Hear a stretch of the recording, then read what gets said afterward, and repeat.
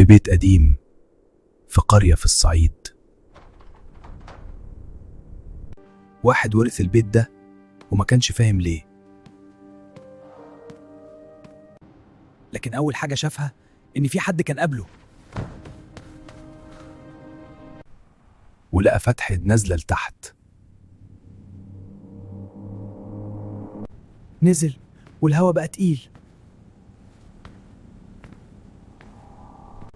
المكان كان مليان بكتابات غريبة،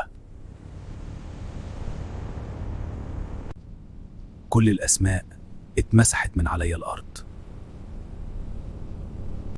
إلا اسم واحد، اسمه هو. وقبل ما يتحرك الأرض فتحت،